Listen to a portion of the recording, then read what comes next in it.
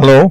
So, this course is about organometallic chemistry and my name is A.G. Samuelson. I work in the inorganic and physical chemistry department and I have been there since 1983.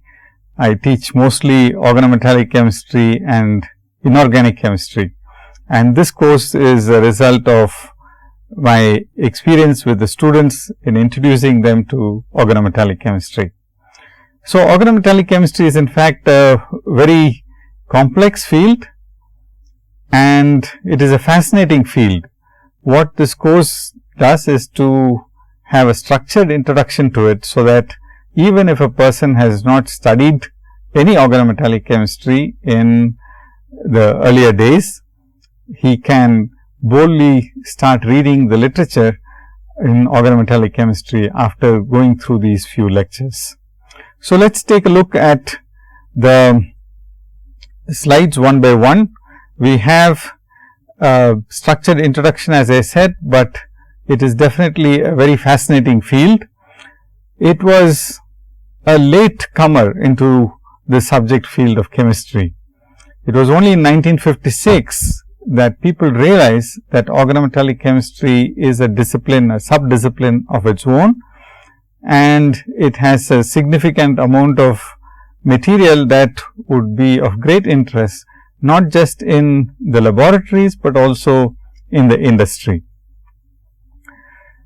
The problem with organometallic chemistry is the fact that suddenly the student is presented with a large number of new concepts which are not available or necessary to understand organic chemistry, or for that matter even inorganic coordination chemistry, classical coordination chemistry. So, now we first answer the question, why study this particular field if it is so complex, and if it is interesting, then it must be worth it. So, let us take a look at some reasons why we should study it. I have developed here a few questions that one should ask when you look at any new discipline. And the first question that I ask is that, are there any significant discoveries in this field that has merited, for example, the award of a Nobel Prize? Now, at least in the sciences, it is well known that the Nobel Prize is considered as one of the best prizes or one of the top prizes that are given to a scientist who has made a very important discovery which would benefit mankind. And so, we can ask this question, has organometallic chemistry really achieved that status, so that some people working in this field would receive the Nobel Prize? Let us see what happens to that question. Then we ask the question, we look at some of the journals which are of importance to all scientists working in the area of chemistry. Do we see any organometallic chemistry papers, and what kind of papers are they? And let us see what kind of research is funded, and then finally, how much of the economy is really driven by this topic. So, each one of these questions will be briefly answered before we proceed to the subject itself. So, let us take a look at the Nobel Prizes. Here I have listed for you some of the Nobel Prizes that have been awarded in the general area of organometallic chemistry. As I said, the subdiscipline was recognized only in the late 1950s, and surprisingly by 1963, Ziegler and Nutter were awarded the Nobel Prize for working in the area of titanium and zirconium catalysts which were capable of producing high molecular weight polymers, especially polyethylene and polypropylene. And polypropylene was made in a stereospecific fashion, which resulted in very interesting and very valuable properties for polypropylene. So, this area continues in spite of the fact that the major discovery was made in 1963. Even today, it continues to be an active area of research, and through the series of lectures, we will see how this is quite important and what a fundamental reaction in organometallic chemistry is responsible for this particular discovery. Next, let us take the Nobel Prize that was awarded to Wilkinson and Fisher in 1973. That came just 10 years after the first Nobel Prize to Ziegler and Nutter, and Wilkinson and Fisher were actually awarded the Nobel Prize for their discovery of metallocenes, and this discovery was in fact the key discovery that spurred people on to studying organometallic chemistry as a subdiscipline. By then, it was very clear that it was this seminal discovery and the subsequent research work that was done in this area that was going to contribute significantly in chemistry. I next talk about the discoveries made by Herbert Brown and Wittig and Lipscomb. I take these two Nobel Prizes together because it turns out that all of them contributed to the chemistry of elements on either side of carbon. Brown contributed to the chemistry of boron, Wittig to the chemistry of phosphorus, which is on the next side and the right side of the periodic table, where carbon is there in the center. So, Lipscomb and Brown contributed significantly to the understanding of the chemistry of boron and the structures. These are key discoveries in organometallic chemistry because they helped one to understand some of the structures which were not available in the literature in earlier days. So, next comes the discovery or the Nobel Prize to Fukui and Hoffman. Once again, Fukui and Hoffman were given the Nobel Prize for their contribution to the structures of compounds, and they use frontier molecular orbital theory, but Hoffman applied it completely to organometallic compounds.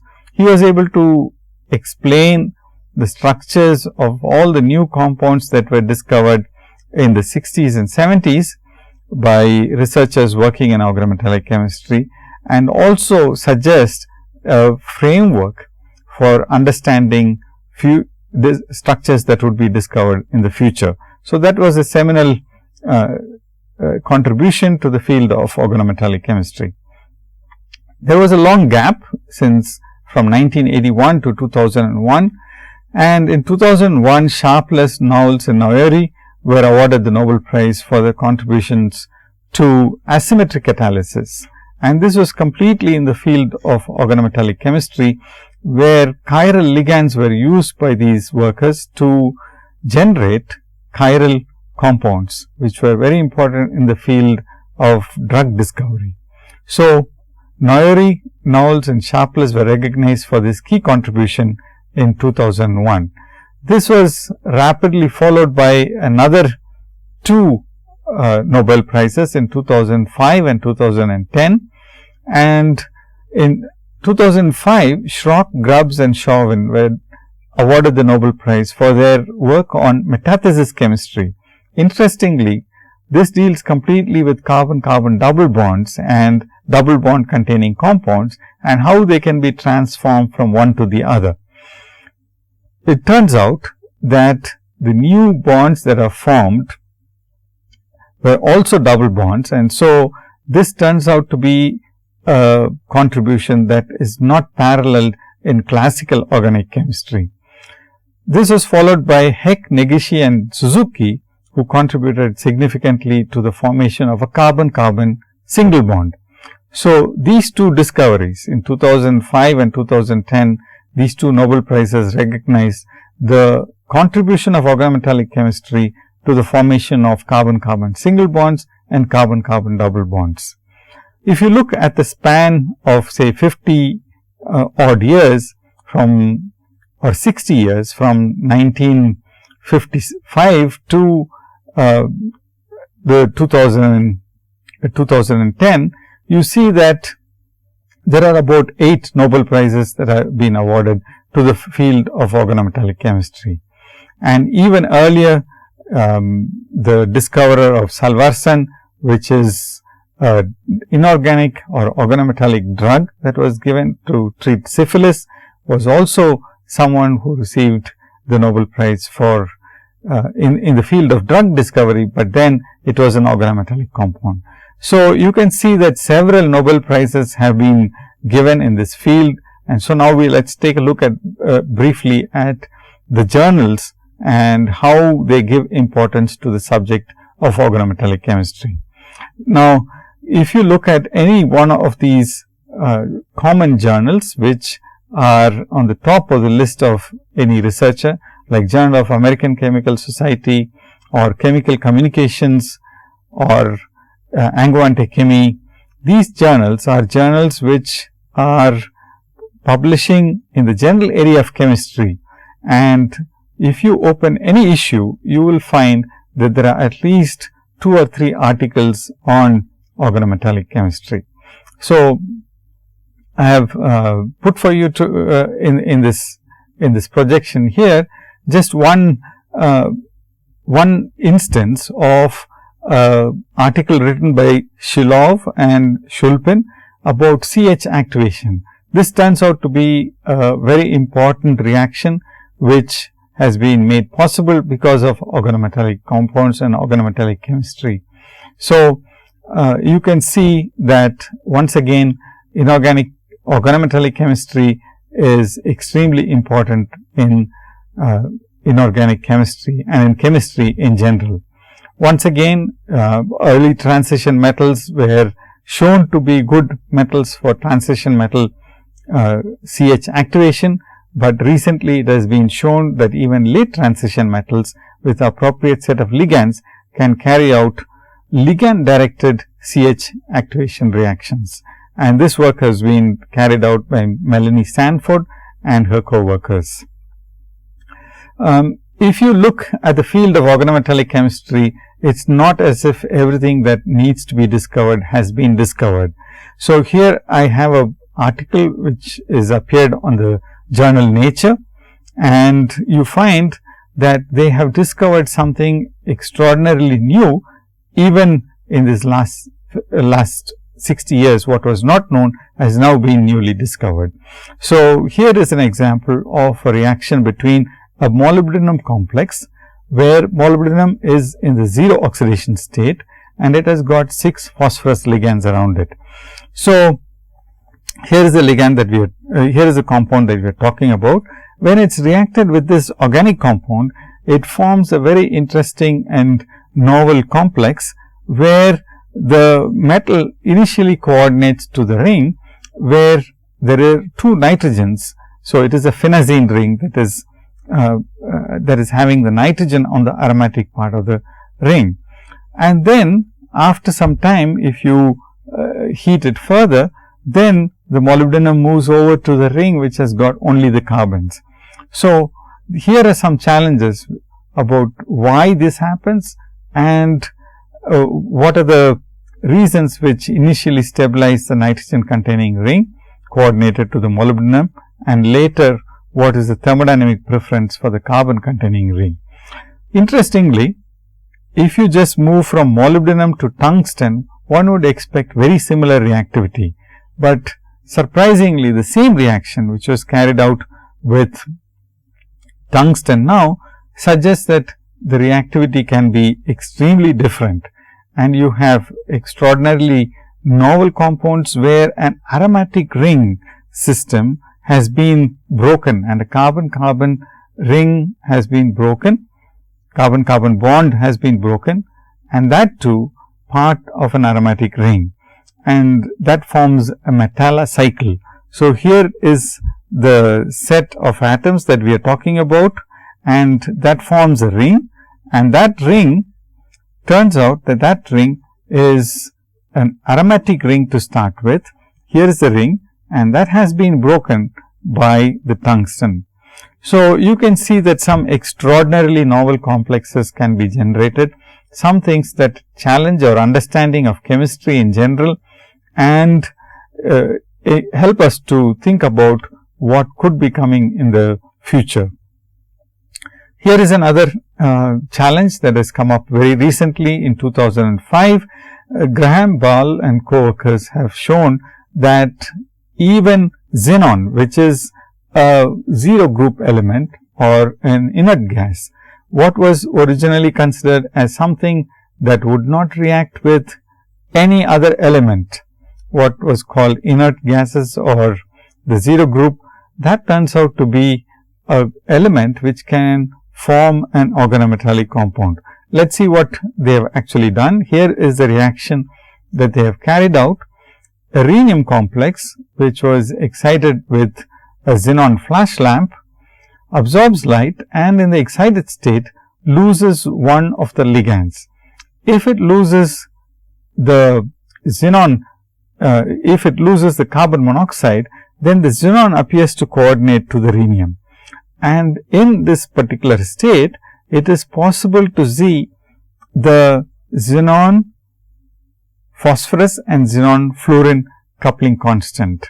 So, this was carried out by labeling the xenon. So, they carried out the reaction in the presence of 128 xenon, which is NMR active, and they were able to show that in fact, there is a covalent interaction between the xenon and the rhenium.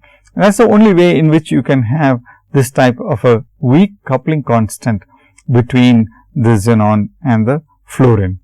So, you can see that there are surprises galore and there are challenges that have to be addressed in the field of organometallic chemistry. And if you ask these two last questions to see what research is funded, how much of it is driving the industry, once again organometallic chemistry comes out on the top. You can take all the journals that publish organometallics and you can see that the number of papers published are significantly large. Close to 2,400 papers have this concept of organometallic chemistry mentioned in their papers.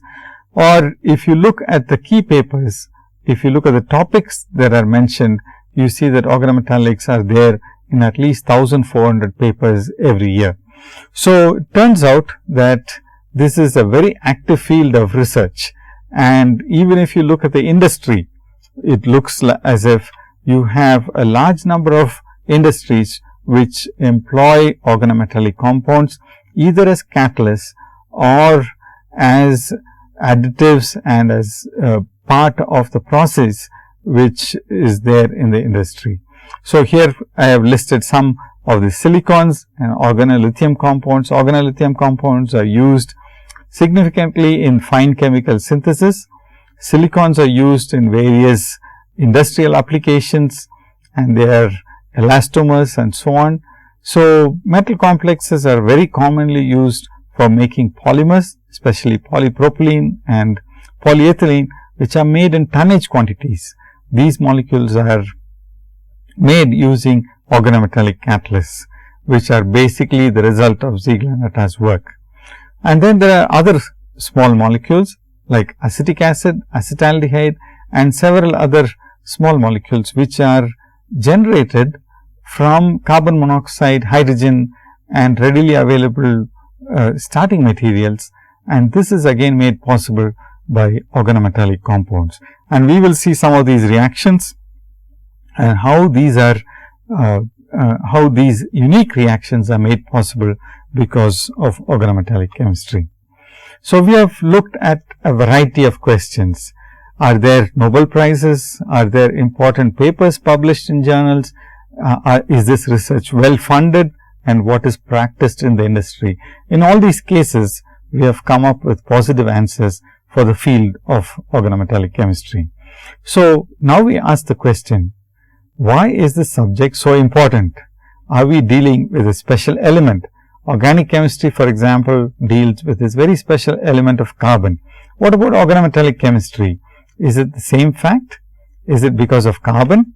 So, if I ask the question, what is special about carbon, you would probably come up with these answers which I have listed here. Carbon is unique because it forms bonds to other carbon and it forms strong multiple bonds, and it forms strong multiple bonds to in a cyclic fashion, so that the molecules are called aromatic. So, if I list all these things, I would still say this is not the reason why organometallic chemistry is so special. Carbon has in fact an electronic configuration of 1s2, 2s2 and 2p2, and this is in fact special. Why? The answer is that when it forms 4 covalent bonds in order to generate the noble gas configuration, the molecule can do so by hybridizing 2s and 2p. The gap between 2s and 2p orbitals are just right. So, the promotion of the electrons from the 2s and 2p orbitals are easy and 4 equivalent covalent bonds are formed.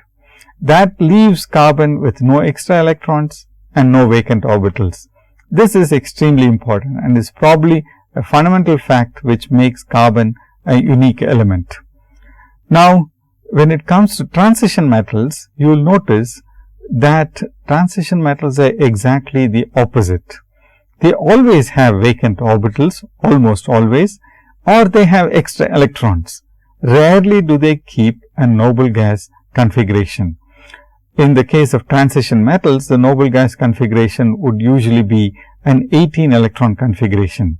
So, here I have shown for you some of the stable coordination compounds that are available in the literature.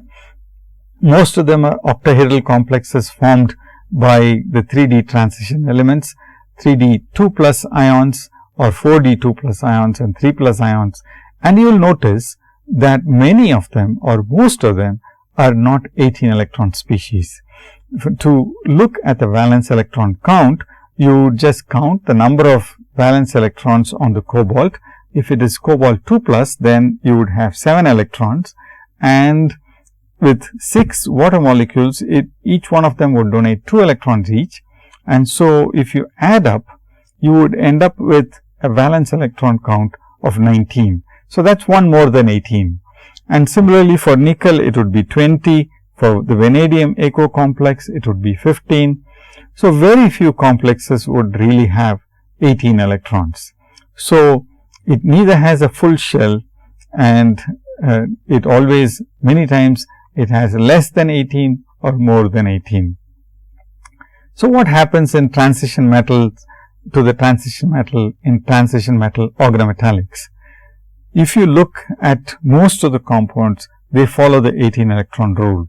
So much so that it is important for us to look at this rule briefly to see how this rule can be verified when we write a structure to see if it would be a stable compound. Most complexes with transition metal carbon bonds force this preference. So, they always have an 18 electron count. So, when carbon combines with the transition metal, both the metal and the carbon lose their identity. In what way has carbon lost its identity? So, here is an organometallic compound that I want to show you for just illustration of the fact that carbon in this molecule is in a very strange environment. Very rarely would carbon, or rather almost always, it would have a 4 coordinate geometry, and that also it would be a tetrahedral geometry if it has only single bonds. But here is a molecule where carbon is having 5 atoms around itself. Now, look at the coordination geometry around the iron. That is no longer octahedral either. So, that has got a geometry which is non-octahedral, and the carbon has got a geometry which is non-tetrahedral. So, both carbon and the transition metal lose their identity. So, here is another example. We all know that cyclobutadiene is a rectangular molecule, because if it is square, it would be anti-aromatic. So, it turns out to be equilibrating between 2 rectangular structures, and when it forms a iron carbonyl complex, lo and behold, it changes its character.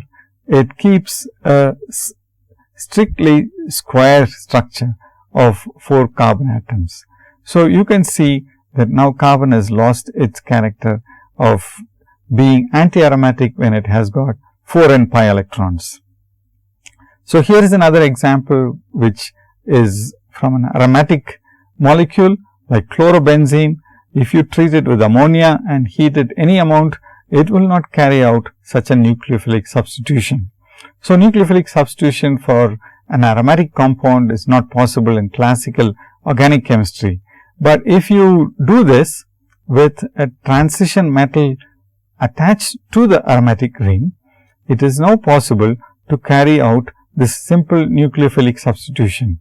So, nucleophilic substitutions which were not possible in classical organic chemistry now becomes easy when you have a transition metal coordinated to the ring system.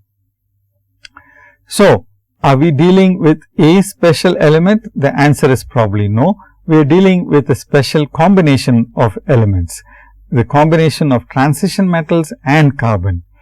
So, there are very interesting challenges which this combination throws at us. First of all, we can synthesize some new and interesting molecules which have extraordinarily new interesting reactivity patterns, what was not possible with classical organic chemistry. Activation of inert molecules, for example, methane or even carbon dioxide or the carbon fluorine bond, turn out to be challenges which are still being handled by organometallic chemists. So, there are other things also like catalysis. Catalysis by organometallic chemistry is quite popular. It is indeed feasible, but can we approach the efficiencies of enzymes? Can we use organometallic compounds to catalyze reactions at extremely fast rates? And finally, asymmetric induction in catalysis is also a major challenge. And as I had mentioned just briefly, it was for this contribution that that 3 people received the Nobel Prize in 2005. So, I want to introduce to you now the organization of this course. As much as possible, we have kept it modular based on the ligand systems. Now, so one would ask the question, how are the ligands classified? In organometallic chemistry, the ligands are classified according to the hapticity. Hapticity is indicated by the symbol eta, and eta indicates the number of carbon bonds, number of carbon metal bonds that can be seen when you have a transition metal organometallic compound. So, if I have a 3 carbon framework and if all 3 carbons are within bonding distance, if all 3 carbons are within bonding distance to the metal, then I would call this an eta 3 compound.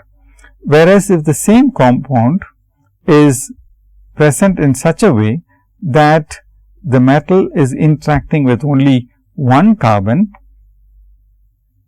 if it is interacting with only 1 carbon, then I would call it a eta 1 compound. So, the hapticity of the ligand is really a key to understanding and unraveling organometallic compounds. And many times the hapticity can change, and this is called fluxional behavior, and this is something which we will deal with during the course of this particular set of lectures. Let me just now show you how we have organized the lectures. So, in many textbooks, synthesis, structure and bonding of organometallic compounds with common ligands are shown initially, and then we have reactions and we have properties. Now, in this course, during the course of these lectures, we will not strictly follow this order, but let me introduce to you the way in which the ligands with metal carbon bonds are classified. Let us take a look at that first, and then we will see how we have presented the topics in this particular course. So, ligands with metal carbon bonds, if we only look at the metal carbon bonds, you have a very large number, but based on hapticity, you can see that many of them, or a large significant number of them, have got a single carbon attached to the metal. So, these are all eta 1 carbon ligands. So, they can be alkyl, aryl or for that matter vinyl, and you can also have small ligands like carbon monoxide and carbenes. Carbon monoxide and carbenes are all single carbon bonded systems. And then you have the odd number of carbons attached to the metal on the top. These are odd. And then I have listed for you even number of carbons attached to the metal on the lower half. So, you will notice that the odd carbon attached metal complexes are usually indicated as anionic ligands, and we will talk about the nature of this interaction in a few minutes. So, on the other hand, even carbon atoms that are linked to the metal are usually neutral ligands, and many of them are known with transition metal interacting with them. Many of them are known where transition metals are interacting with even number of carbons. Then there are non-carbon ligands which support organometallic chemistry. This is a situation where there is one metal carbon bond, but the rest of the metal complex has got either a ligand with a phosphorus or a hydride or a nitrosyl. These do not have a metal carbon bond by themselves, but nevertheless they support organometallic chemistry or modify the properties of the organometallic chemistry. So much so that we need to know a little bit about the chemistry of these molecules if we have to understand organometallic chemistry. So, we are going to deal with these ligands as well.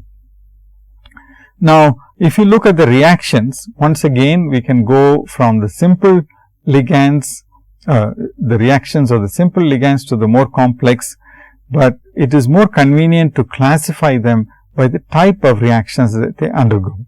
The simplest of course is substitution and isomerization, and these are listed for you on the top, followed by what is unique to transition metal organometallic chemistry, which is called an insertion reaction. So, normally insertion of an anionic ligand occurs when the anionic ligand migrates to the neutral ligand. So, we will look at these reactions, and we will do that right after we talk about metal carbon containing compounds where there is only a single carbon attached to the metal. Subsequently, we can also see that there can be an oxidation state change in the transition metal when you have an organometallic compound. So, you have oxidative coupling of neutral ligands like a carbene and an olefin. That is the basis for the famous metathesis reaction. Then you can also have oxidative additions of molecules like methyl iodide and elimination of such molecules, including the elimination of 2 atoms of hydrogen, for example, on a metal, that would result in reductive elimination. Here there is a oxidation state change on the transition metal. So, initially we will consider those reactions where there is no change in the oxidation state, and then we will look at those where there is a change. If you look at the properties, there are several properties which are very interesting for organometallic compounds.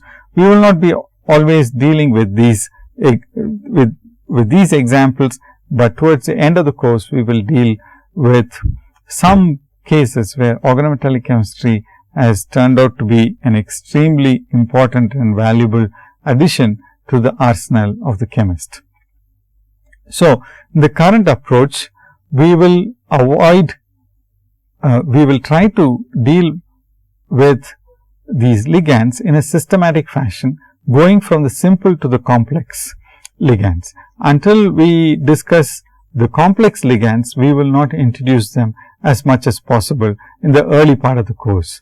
We will try to integrate the discussion of reactions with the new structure types.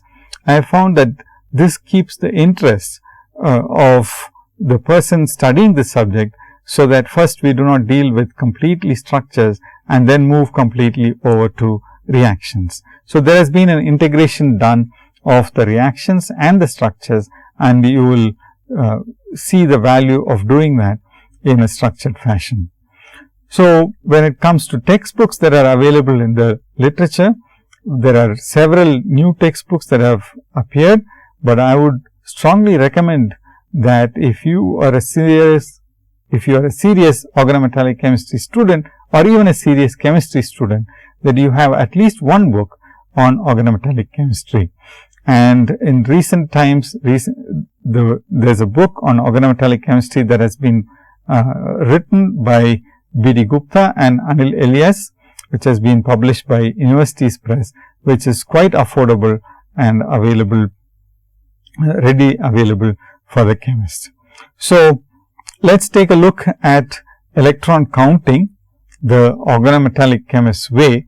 And unfortunately, as I had hinted earlier, there are two ways in which the organometallic chemists or some organometallic chemists count the number of d electrons which are accessible to the metal.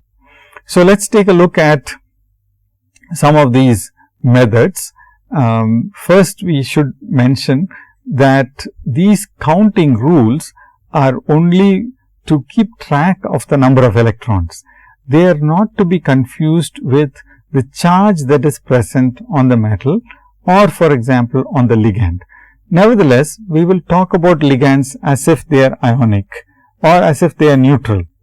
And this bookkeeping is important only for us to find out if the molecule will be stable or will it undergo some reactions or will it undergo some redox reactions with other oxidants or reductants.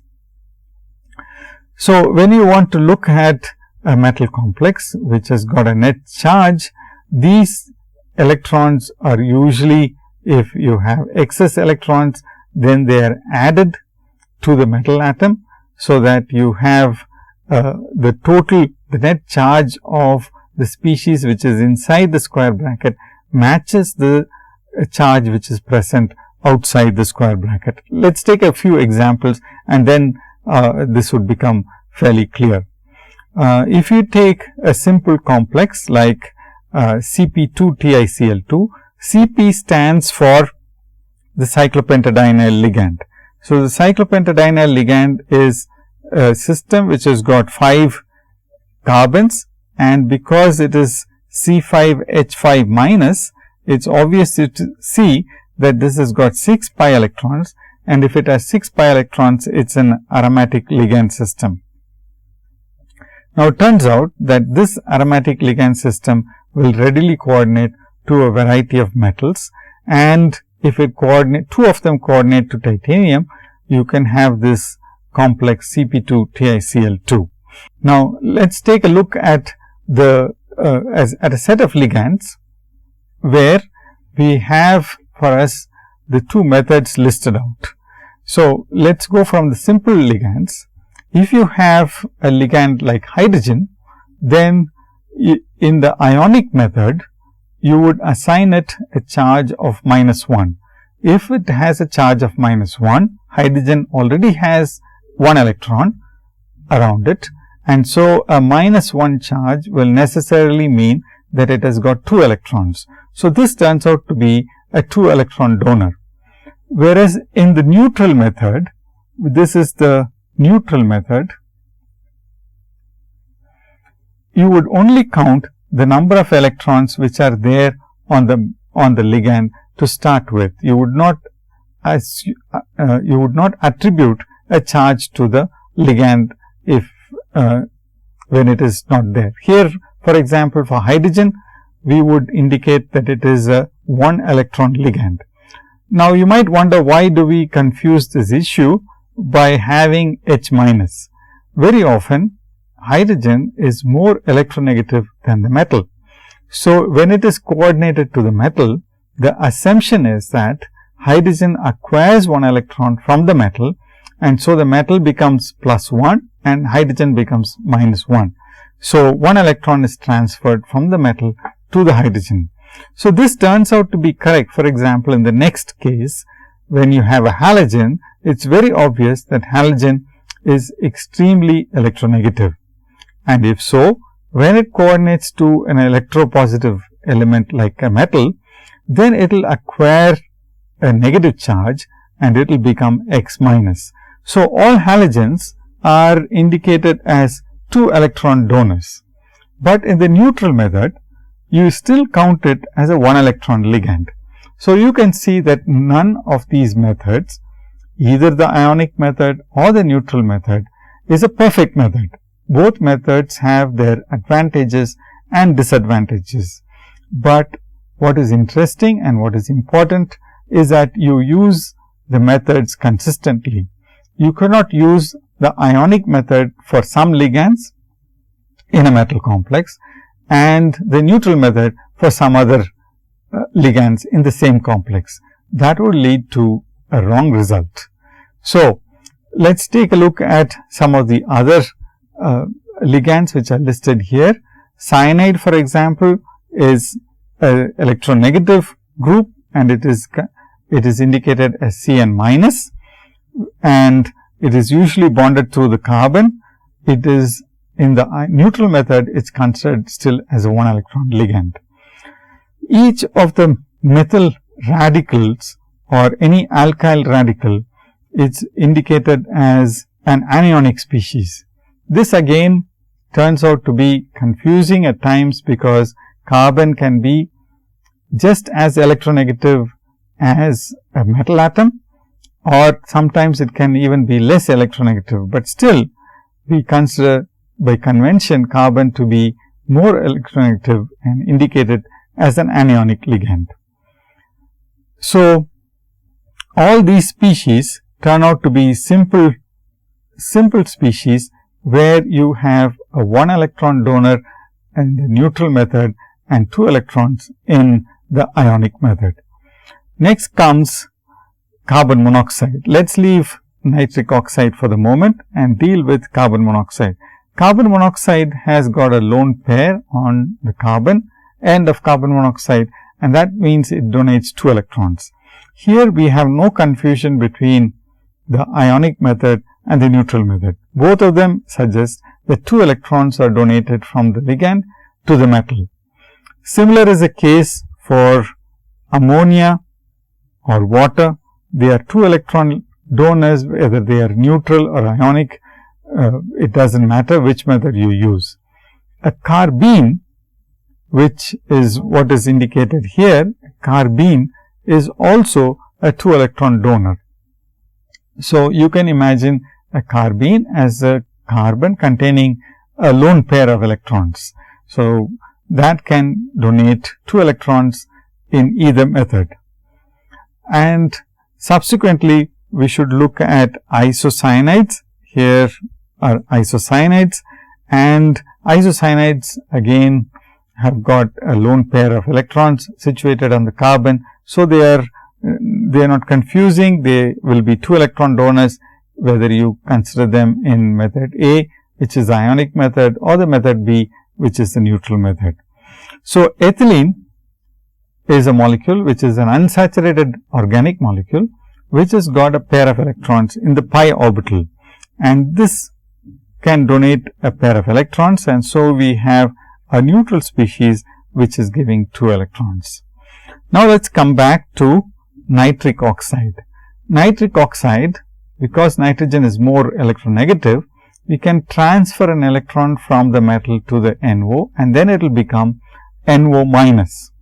And this 1 electron that was sitting in the antibonding orbital will now have another electron in the same orbital, and these 2 electrons can be donated to the metal. So, NO, if it is, especially if it is in a bent form. So, if the metal is having a bent NO, then we end up calling it as a nitrosyl, bent nitrosyl, which can donate 2 electrons, and it is counted as a negative ligand in the ionic method. In the neutral method, of course, we will consider that only as a 1 electron donor. Oxido and sulfido ligands are rarely encountered in organometallic chemistry, but they are all 2 electron donors when it comes to the neutral method, and when it comes to the ionic method, now it will have to be considered as 4 electron donors. So, I guess this set of this classification helps you to follow the general trend which is there in the literature. They might either use the ionic method or the neutral method in order to assign the electron count. Now, in this next panel, I have now for you a linear nitric oxide.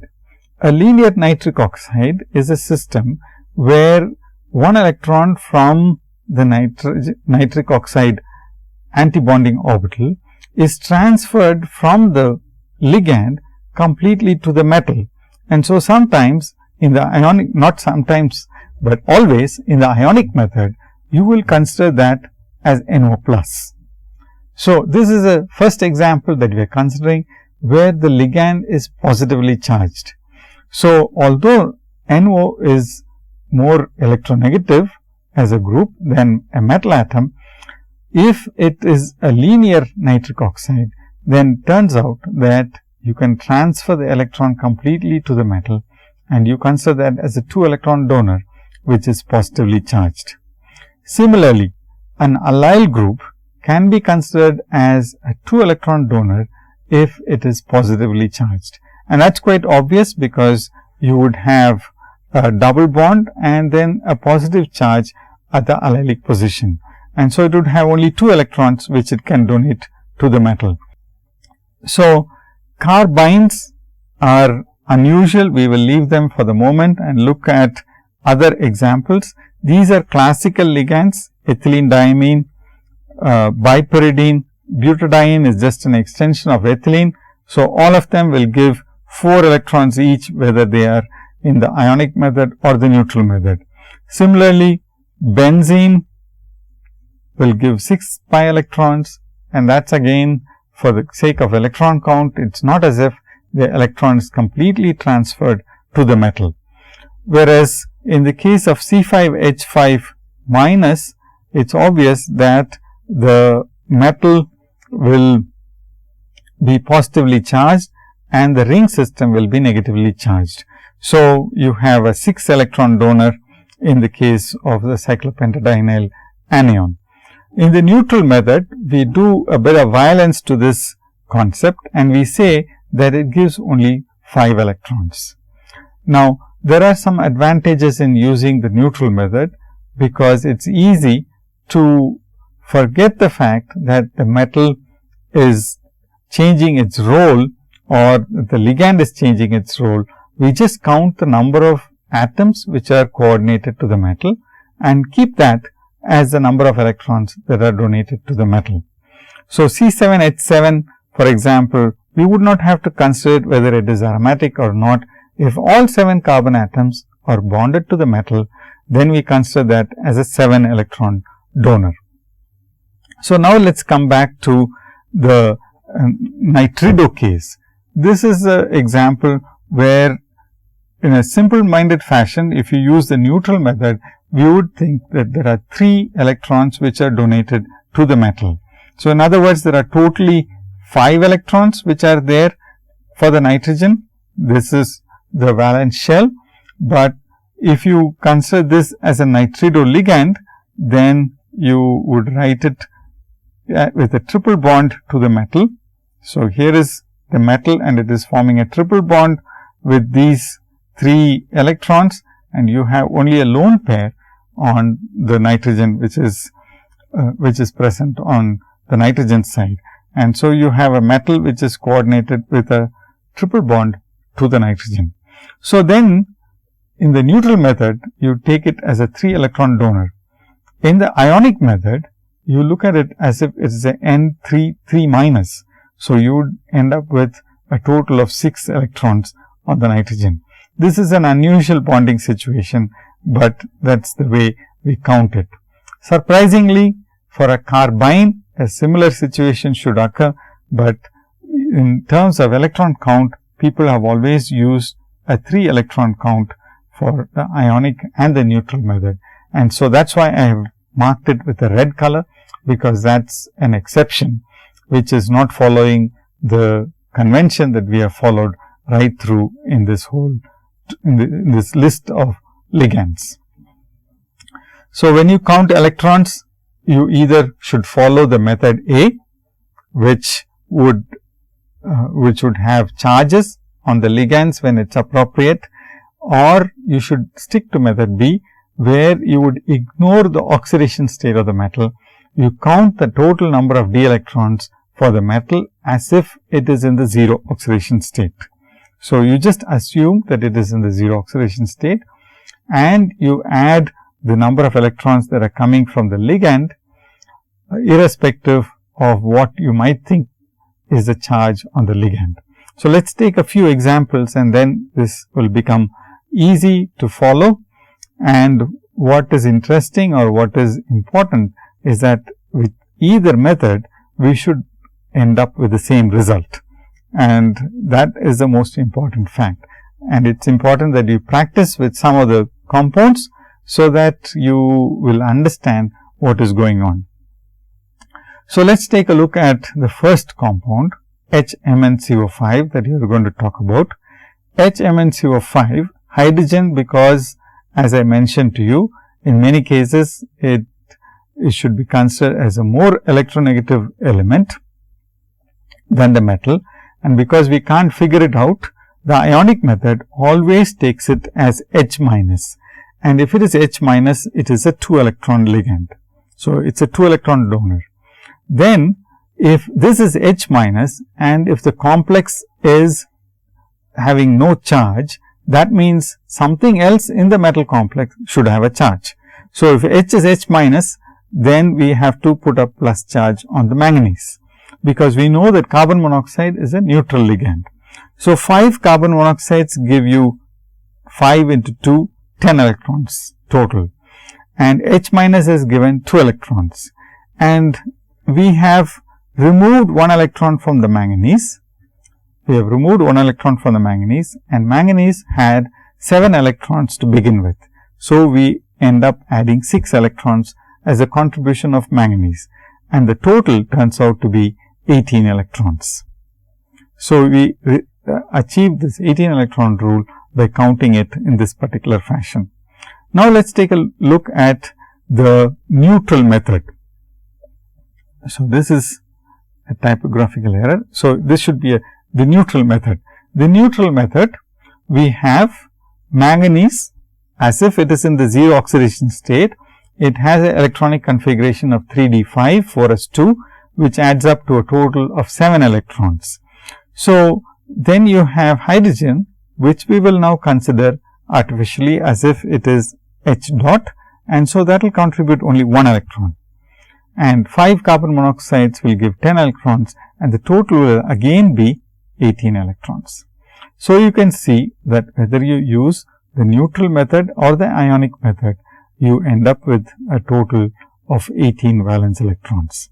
Now, let us take another example where there is a charge on the metal because of the net charge on the complex. So, this is a complex which has got a net negative charge. There is a charge on the complex which is indicated as a charge after the square bracket. So, this charge adds to the total number of electrons that are present in the valence shell. So, carbon monoxide, 3 carbon monoxides are there. So, we end up adding 6 electrons for the same.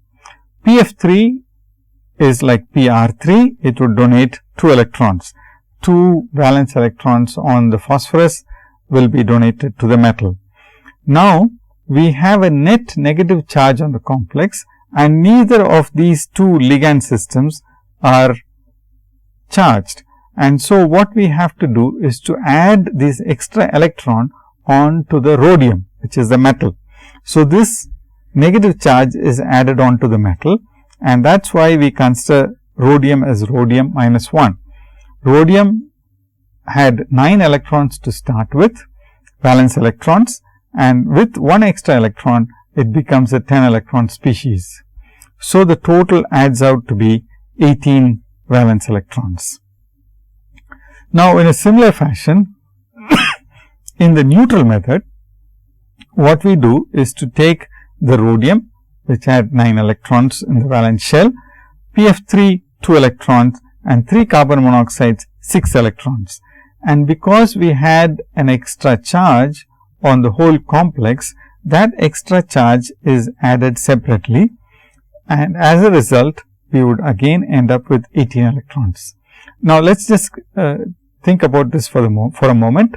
If there was a net charge plus 1 indicated by a plus charge in a metal complex MLN, then we would have to subtract 1 electron from the valence shell in the neutral method. In the neutral method, we would have to subtract 1 electron. If there is a negative charge MLN and then we have a negative charge, then we end up adding this 1 electron. So, it's important for us to note that both of them come at the same result as a result of this addition. So, once again, ferrocene, the analog of ferrocene is ruthinosine, and that is what we have here. We have C5H5, which would donate 5 electrons in the neutral method. So, 5 into 2, 10, and we have 8 electrons from ruthenium, and it ends up with 18 valence electrons for the ruthinosine. Similarly, C5H5 minus would be an anionic ligand. So, 6 electrons from each C5H5 minus, that gives us 12 plus 6, and that is 18 valence electrons. So, either method gives us the same number of valence electrons, but only thing that we have to remember is that we have to be consistent as we go through this electron counting. So, during the course of this series of lectures, we will always be consistent and either use the neutral method or the anionic method. Nitrosyls are one example where the situation is very complicated, and one needs to know whether the nitrosyl is in a linear fashion or whether it is in a bent fashion. When it is in a linear fashion, it is close to 180 degrees, the angle is 180 degrees. Then in the ionic method, it is considered as a positive ligand. NO is considered as NO plus, and that is very important. And then it is considered as a 2 electron donor, whereas in the case of the neutral method, it is considered as NO, and then it is considered as a 3 electron donor, but the net result would be the same. So, with this we end today's lecture, where we have considered the classification of various ligands and how we look at them by their hapticity. The hapticity is a number of carbon atoms which are attached to the transition metal. And we have also seen that the number of electrons that are donated can either be based on the ionic method, which makes carbon, hydrogen and nitrogen and halogens more electronegative, and so they are assigned negative charges, artificially given negative charges. And in the case of the neutral method, we consider them as if they contribute 1 electron each. So, we will continue with this series of lectures where we will talk about one ligand after the other, starting with carbon 1 containing systems.